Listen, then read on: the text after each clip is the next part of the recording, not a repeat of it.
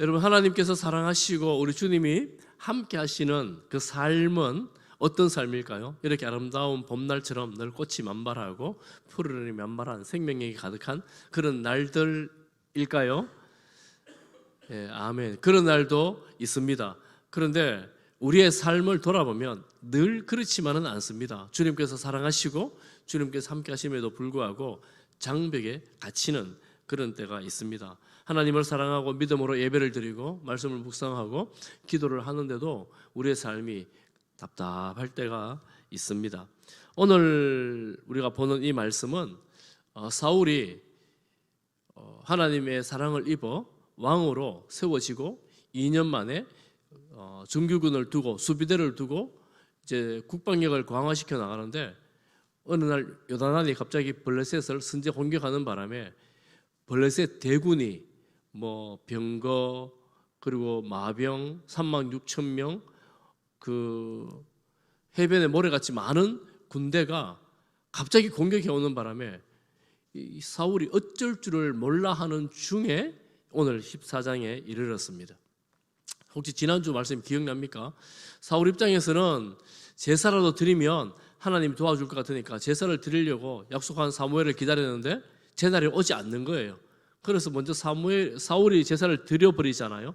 그때 마침 사무엘이 와서 왕이 망령되이 행했다고, 어리석은 일을 행했다고 하면서 왕의 나라가 길지 못할 거라고, 왕의 가계가 아닌 다른 왕이 세워질 거라고 이렇게 말하고 사무엘은 떠나버리고 그 백성은 다 도망가버리고 3,000명이 되는 군사가 도망가버리고 600명만 남아있는, 그리고 무기도 형편없는 농기구가 갖고 무기를 전쟁을 해야 되는 이런 비참한 처지에서 이제 오늘 14장이 시작이 됩니다. 사울은 어찌할 바를 모릅니다. 또 저 대적 블레셋과 대치 중인데 아무런 대안이 없습니다. 대세가 기울어진 거예요. 이 전쟁은 해보다 만화한 전쟁, 끝장난 전쟁이었습니다. 그런데 멀리서 소식이 들려집니다. 보고하는 거예요. 블레셋 진영이 지금 서로 다투고 있습니다. 블레셋 군인들이 흩어지고 있습니다. 사울이 깜짝 놀라겠지요. 아니 무슨 일이냐 이렇게 해서 이렇게 점호를 해보니까 요나단이 사라진 거예요. 오늘 그렇게 이야기가 시작합니다. 요나단이 그 신하 한 명과 부하 한 명과 직진으로 공격을 해간 거예요. 그게 6절, 7절, 8절, 9절 말씀입니다. 요나단이 저 대군 블레셋이 두렵지 않았을까요? 그런데 이런 믿음으로 공격하는 거예요. 6절 하반절에 보면 여호와께서 우리를 위하여 일하실까 하노라. 그리고 여호와의 구원은 사람이 많고 적음에 달려있지 아니하였느니라. 요나단은 이런 믿음을 가지고 둘이서 요나단과 부하 한 명과 직진으로 들어가는 겁니다. 대단한 믿음이지요. 전쟁은 하나님의 손에 있는 것이기 때문에 한번 가보자 이렇게 가는 겁니다. 그리고 하나님을 향해 신뢰하는 마음을 가지고 말합니다. 8절에 가보면 우리가 그대로 올라가면 하나님께서 우리에게 징표를 보여주실 것이다. 징표를 보여주실 것이다. 그 징표가 뭐냐? 우리가 읽었던 9절 말씀에 보면 우리가 그들에게 보이는 그 순간 그들이 거기 기다려라, 블레셋 군이 너희들 거기 기다리라, 우리가 그걸로 가겠다 이러면 올라가지 말자. 그런데 반대로 그 블레셋 군인이 우리에게 올라오라 그러면 이게 표징이다. 하나님이 이 블레셋 군대를 우리 손에 넘기신 표징이다. 가자 이렇게 올라가는 겁니다. 그러니까 이 부하가 나도 마음이 똑같습니다. 갑시다 하면서 따라 올라가는 거예요. 참 무모한 전쟁인데 여러분, 이 전쟁이 대세가 이미 기울은 폐색이 짙은 무모한 전쟁인데 요나단의 도전, 요나단이 믿음으로 하자 했을 때 나도 가겠습니다 하는 무모한 순종, 좀 그렇잖아요.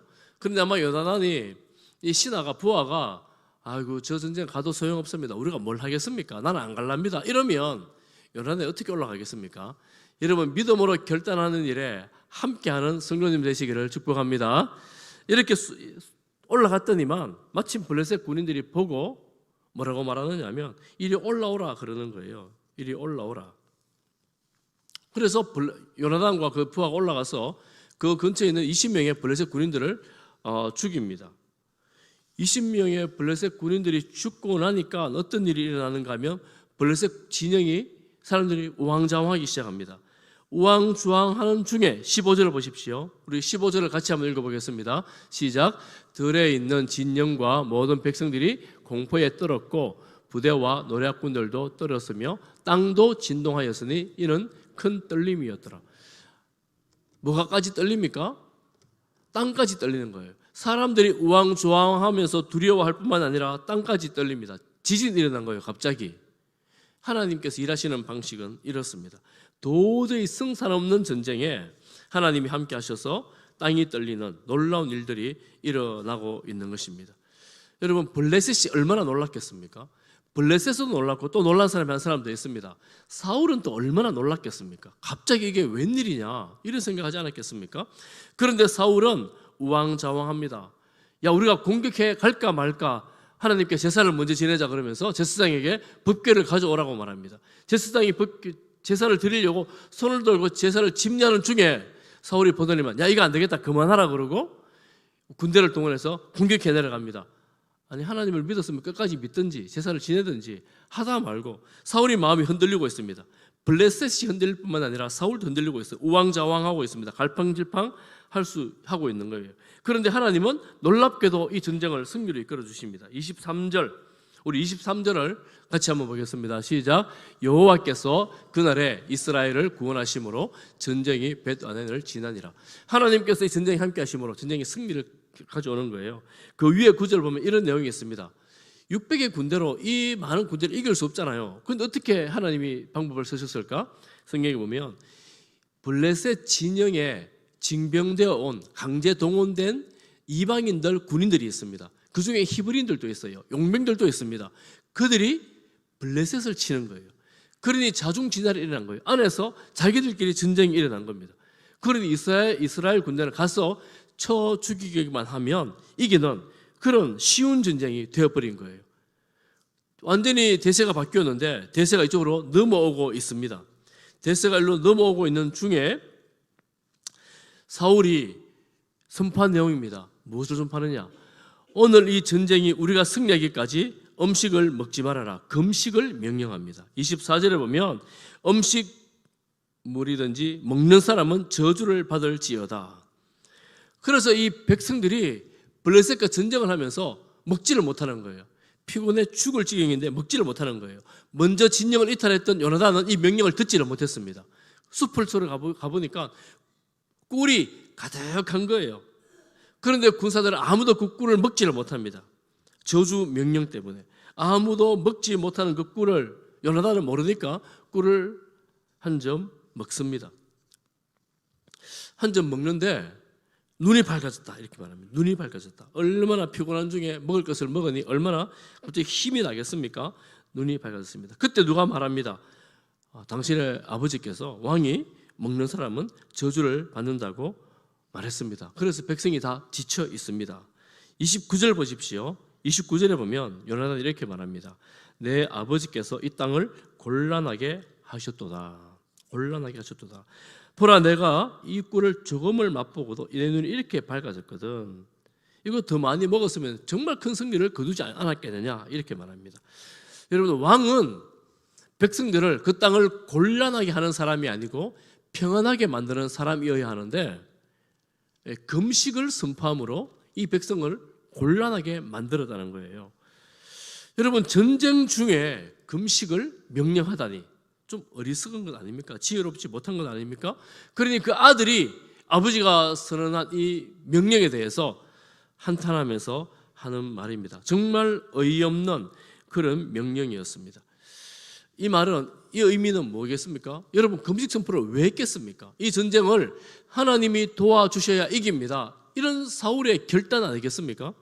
사울은 어쩌면 좋은 의도로 금식을 선포한지 모르나 많은 사람들이 곤란해하고 피곤해하고 힘들어하는 그런 일이 되었습니다. 지혜가 없는, 지혜가 부족한 그런 결정이었다고 볼 수가 있습니다. 우왕좌왕 흔들리면서 제사를 지내야 할지, 제사를 그만둬야 될지, 금식을 해야 할지, 금식을 하지 말아야 할지 잘 분별하지 못하는 이런 왕의 모습을 우리가 보고 있습니다. 여러분, 가끔 우리가 신앙생활을 하면서 이런 우왕좌왕할 때가 있습니다. 어떤 결정을 해야 되는데 어떻게 해야 될지를 잘 알지를 못하는 거예요. 우리가 일반적인 교회 안에서도 이럴 때가 혹 있지만 확연하게 드러나는 데가 어디냐면 이단들입니다. 이단들. 여러분, 이단들을 보면 가끔씩 정말 비합리적이고 비이성적이고 비성경적인 행동을 하는데 그들이 그 결정에 대해서 그저 추종을 합니다. 최근에 여러분 뉴스를 나오시죠. 보니까 JM에서 정명석에게 성폭행을 당했던, 성유린을 당했던 여인들이 어떻게 말했다고 합니까? 주님이 너를 사랑하는 거다. 주님께 네가 은혜를 받은 거다. 이런 말을 했다는 거예요. 그러니까 정명석이 주님이 되었고 주님의 사랑을 받는 게 성폭행, 성유린이 된 거예요. 여러분, 얼마나 비이성적이고 비성경적인 말입니까? 그런데 그들의 단체 속에 들어가면 그게 사실인 양 그렇게 따라가는 어리석은 일들이 있는 겁니다. 여러분, 이단들의 삶에 그런 것들이 참 많이 있습니다. 잘 분별을 해야 되죠. 요나단은 듣지 못해 불순종하게 되었습니다. 그 명령 자체가 무효한 명령은 아닙니다. 유효한 명령입니다. 안타깝지만 요나단이 불순종하게 된 거죠. 그래서 참 절망적인 상황이 됩니다. 왜 절망적인 상황이 되느냐 하면 그날 내내 음식물을 먹지 못하다가 저녁에 해가 집니다. 18절 이후에 보면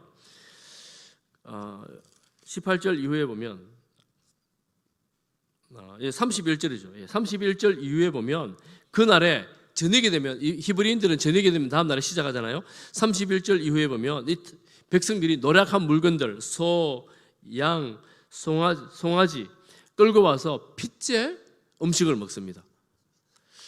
참 아이러니한 것이 이 백성들이 왕의 금식 명령은 어기는데 핏째 음식을 먹지 말라는 하나님의 율법을 어깁니다. 왕의 명령은 지키는데 하나님의 율법을 어기는 거예요.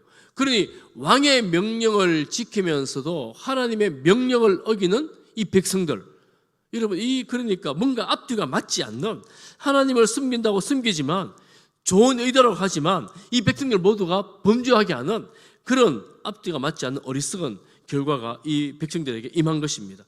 그러니 참 하나님을 믿을 때, 여러분 신앙생활 할 때 분별력이 필요하고 지혜가 정말 필요합니다. 진정으로 하나님께서 원하시는 뜻이 무엇인가, 그리고 지금 이 상황에서 무엇을 해야 할 것인가, 시대와 환경을 분별하는 그런 지혜가 정말 필요하다는 것입니다. 핏째 음식물로 먹는 이런 이야기를 듣고 사울은 급하게 명령합니다. 핏째 먹지 마라. 핏째 먹지 마라. 그리고 바위를 굴려와서 그 짐승들을 올려두고 피를 다 뺍니다. 피를 다 빼고 하는 과정인데, 여러분 35절에 보면 놀라운 말씀을 하시는데 사울이 여호와를 위하여 제단을 쌓았다 이렇게 말합니다. 피를 뺀 그 바위가 하나님을 위한 제단이 되었다는 겁니다. 이는 그가 여호와를 위하여 처음 쌓은 제단이다. 전에도 이 사울이 제사를 지냈잖아요. 그럼 그 제사는 뭔가? 그 제사는 하나님을 위한 제사가 아니었고, 사실은 지금 피를 뺀 제단, 이 제단조차도, 바위조차도 제단은 아닌데 하나님께서 이 백성들이 말씀 안에 살아가도록 인도한 제단 역할을 했다라고 이렇게 기록을 하고 있는 거예요. 그러니 사울은 하나님을 믿는다고 믿고 섬긴다고 섬기지만 이게 참 제대로 섬기거나 바로 알고 섬기거나 말씀대로 섬기는 과정이 아니라 그때그때 즉흥적으로 환경에 따라 맞추어 나가는 그런 사울의 모습이라고 말할 수가 있습니다. 이렇게 하다가 지금 백성들이 블레셋은 도망가고 날은 어두워져 가니까 먹을 만큼 먹으면 이 전쟁을 어떻게 마무리할까 고민하던 사울은 우리가 추격하자 이렇게 말합니다. 추격하자 말할 때에 제사장이 하나님께 물어봅시다 이렇게 말하죠. 하나님께 물으려고 제사장을 불러 묻습니다. 하나님이 대답하지 않습니다.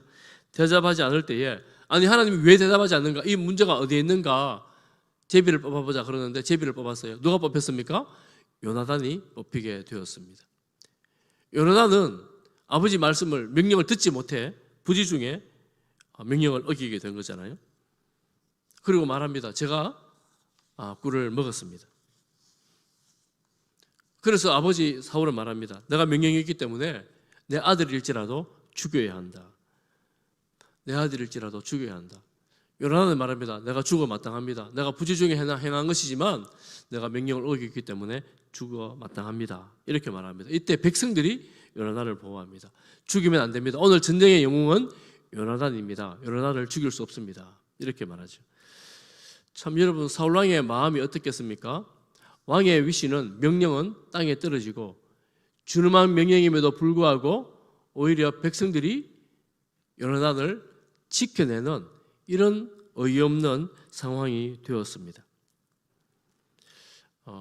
이 말씀을 가만히 보면 이 사울의 심정이 아마 하늘과 땅을 왔다 갔다 하면서 이러지도 못하고 갈팡질팡하는 이 모습들이 눈에 선한 것 같아요.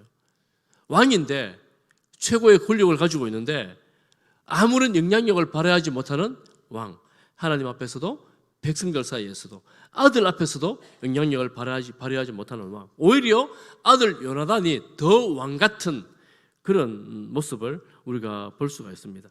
그런데 여러분, 놀랍게도 이 사건 이후에 47절 이하의 말씀을 보면 사울은 계속해서 전쟁을 하는데 영토를 넓혀 나갑니다. 모압, 암몬, 에돔, 소바 가는 곳곳마다 다 승리를 합니다. 다 이겨요. 아말렉도 쳤습니다. 그리고 그 49절 이하에 보면 사울의 가족들에 대해서 많은 가족들의 이야기가 기록되어져 있습니다. 그러면 하나님께서 이 사울을 이번 전쟁에서 이미 폐위하겠다고, 다른 사람을 왕으로 세우겠다고 말씀하셨잖아요. 그런데 쭉 성경을 보면 사울은 2년 때 폐위를 선언을 받지만 40년을 왕직을 유지합니다. 그리고 15장에 가서 하나님은 기회를 또 주십니다. 하나님은 이 사울을 버리겠다고 마음에 작정하셨는데 당장 버리지 않으세요. 이 전쟁도 승리를 하게 하죠. 그리고 또 기회를 주시죠. 기다려 주시죠. 하나님은 어떤 분이신가? 하나님은 우리가 어떤 사건 한 가지 잘못했다고, 죄 하나 지었다고 해서 너 끝이야, 너는 자격 없어, 너는 택도 없어, 내 버리시는 분이 아니십니다. 하나님은 기다려 주시고 용서하시고 돌아오기만 하면, 순종하기만 하면 언제나 품어주시고 안아주시는 분이 바로 하나님이십니다. 우리가 믿는 하나님, 그런 하나님이세요. 그런 하나님이시기 때문에 우리가 세상에 방황하며 살다가, 세상에서 하나님을 떠나 살다가 이제는 하나님께로 돌아가야겠다 생각하고 하나님께로 돌아가면 언제든지 돌아갈 때마다 하나님 받아주시고 안아주시는 그런 하나님이십니다. 여러분, 오늘 본문의 말씀을 보면서 이미 기울어진 전쟁, 믿음 없고 갈팡질팡하고 우왕좌왕하는 이 사울 때문에 이 망한 전쟁 같은데 어떻게 돌파해 나갑니까? 사울은 사실은 이 무도한 제사를, 도리 없는 제사를 드렸잖아요. 폐위선을 받았잖아요. 그리고 사울에게는 부정적인 사건들이 계속해서 어리석음으로 드러나고 있습니다. 그런데 요나단을 통해서, 믿음의 요나단을 통해서 이 사건이 대세가 바뀌어집니다. 대세가 전환이 됩니다. 요나단이 어땠습니까? 오늘 방금 본 것처럼 요나단에게 한 가지 있는 장점은 믿음이었습니다. 다시 한번 볼까요? 이 할례받지 않은 자들에게로 우리가 건너가자. 우리는 하나님의 백성, 저들은 하나님의 백성이 아닌데 우리가 저들을 왜 못 이기겠는가? 하나님 우리를 도우시면 우리가 승리할 수 있다. 전쟁은 사람의 숫자에 있지 않다. 구원은 사람의 숫자에 있지 않다. 하나님에게 속한 것이다. 믿음으로 도전한 요나단을 통하여 대세가 전환이 되는 것입니다. 요한일서 5장 4절 여러분 같이 한번 읽어보겠습니다. 같이 봅니다. 시작. 무릇 하나님께로부터 난 자마다 세상을 이기느니라. 세상을 이기는 승리는 이것이니 우리의 믿음이니라. 세상을 이기는 것이 무엇입니까? 우리의 믿음이니라. 아멘. 우리가 세상에 나가보면 이 세상 이겨 먹으려고 얼마나 눈에 불을 켜고 우리를 삼키려고 합니까? 정말 우리 힘, 우리 지혜, 우리 능력 가지고는 감당할 만한 힘이 없어요. 도저히 감당이 안 됩니다.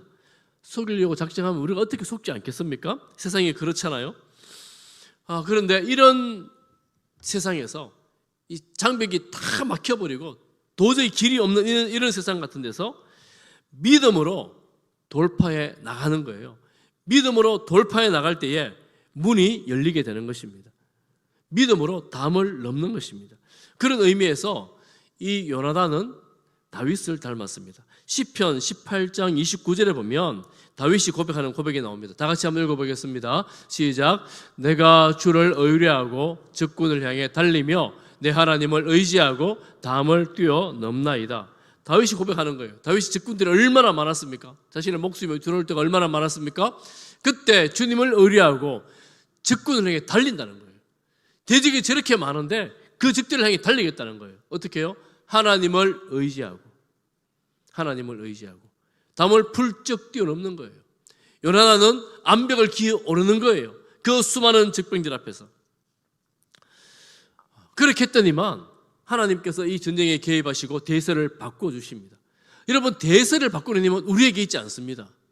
여러분, 세상의 대세를 바꿀 수 있겠습니까? 여러분 정치만 봐도 그래요. 이 대세를 누가 바꿉니까? 사람의 힘으로 바꿀 수 있습니까? 바꿀 수 없습니다. 누가 합니까? 하나님이 하십니다. 그러면 우리는 그 하나님을 신뢰하고 하나님 말씀을 듣고 하나님께 순종합니다. 그런데 대세를 바꿀 때는 하나님을 신뢰하는 지성과 의지뿐만 아니라 결단하는 행동 또한 필요합니다. 행동할 때에 하나님의 놀라운 역사를 함께 경험할 수 있게 되는 것입니다. 여러분, 오늘 이 말씀을 보면서 한번 보세요. 그때나 지금이나 사울 같은 사람이 있는가 하면 요나단 같은 사람이 있습니다. 사울 같은 사람들은 어떤 사람이라고 볼 수 있는가 하면 세밀하고 신중하고 그리고 순종도 잘하고 그렇습니다. 그런데 환경에 지배를 받아요. 환경에 지배를 받아서 이쪽 길이 막히고 저쪽 길이 막히고 어려움이 생기면 어쩔 줄을 모르는 거예요. 꼼짝달싹 못하는 거예요. 길을 만들어내지를 못합니다. 환경이 조성되는 대로, 환경이 진행대로 환경에 이끌려가는 사람이 이 사울 같은 사람입니다. 그런데 이 환경에 지배를 받지 않는 사람이 있어요. 좌충우돌. 그리고 그냥 도전하고 뛰어드는 베드로 같은 그런 사람이 있습니다. 요나단이 그런 사람입니다. 여러분, 장단점이 있어요. 이렇게 세심하고 신중한 사람들은 질서를 만들어 갑니다. 그 단점이 뭐예요? 여기 갇혀 사는 거예요. 그런데 이 좌충우돌하고 이게 뛰어나가기를 예상치 못하고 뛰어나가는 사람들은 주변 보면 불안하고 주변 사람들이 저런 사람 함께 있으면 불편합니다. 얘가 무슨 일을 어떻게 벌일지 모르니까 불편해요. 그런데 사방이 막히면 이런 사람을 통해서 이 개척로가 새로운 길이 열리게 됩니다. 그런데 이 두 가지 유형의 사람이 다 장단점이 있잖아요. 신중한 사람은 평온하고 질서가 잡히고 좌충우돌하는 사람은 이게 약간 불안하지만 새로운 길을 만들어내고 이 장단점이 있습니다. 그리고 이 세상에 그런 사람 다 있는 거예요. 이런 사람도 있고 저런 사람도 있습니다. 너무너무 다르기 때문에 서로가 서로 불편해요. 신중한 사람은 좌충우돌하는 사람 보면 늘 불안합니다. 저 사람이 어디로 튈까? 또 좌충우돌하는 사람은 신중한 사람들 보면 신중한 사람들이 답답해 보입니다. 맨날 저러고만 살아가나. 여러분, 집에도 다 있잖아요. 하나님이 한 배에 나와도 따르게 만드시더라고요. 보니까 다 기질과 성격이 다릅니다. 그럼 어떻게 우리가 살아가야 될 건가? 어떻게 해야 될 것인가? 이런 사람이든 저런 사람이든 믿음으로 무장할 때, 믿음이 무장이 될 때 하나님의 평안을 경험할 수가 있습니다. 믿음이 있는 사람이 믿음으로 결단하며 나갈 때에 하나님께서 그 일 가운데 역사하십니다. 그러니 사울처럼 아무리 신중해도 믿음이 없으면 정말 패전한 전쟁에서 힘없이 끌려가는, 환경에 끌려가는 거죠. 믿음으로 도전할 때에 하나님의 새로운 길이 열리게 되어집니다. 그래서 사랑하는 성도 여러분, 우리에게 이 믿음 주시기를 간절히 소망합니다. 믿음으로 하나님의 평안을 누릴 뿐만 아니라 믿음으로 새로운 역사를 써내려 가는 것입니다. 여러분, 이 상황과 이 시대가 어둡지만 믿음으로 도전할 때에 복음의 등불 하나 켜는 거예요. 저는 여러분, 어두운 이 세상 가운데에 이 복음의 등불 하나 켜는 우리 성도님들 되기를 간절히 소망하며 축복합니다. 여러분, 세상에 보면 부패하고 썩어간다고, 옳은 것 하나도 없다고 그런 생각이 들잖아요. 여러분, 믿음으로 우리가 살아갈 때, 녹아내어질 때 이 부패하는 세상을 막아서는 소금이 되는 거예요. 여러분, 등불을 켜든지 소금처럼 녹아 사라지든지 믿음으로 담대하게 나아가 이 세상에 변화할 수 있는, 세상에 길을 내는 우리 성도들 되기를 간절히 소망합니다. 기억해야 돼요. 길을 내는 사람은 내가 아니라 하나님이십니다. 하나님께 순종하며 믿음으로 도전할 때에 하나님께서 우리를 사용하시고 이 어두운 세상 가운데 빛으로, 부패하는 세상 가운데 소금으로 살아가게 역사하실 것입니다. 그래서 우리가 이 믿음의 도전이 얼마나 중요한가, 믿음으로 날마다 승리하는 우리 성도들 되시기를 주님의 이름으로 축복합니다.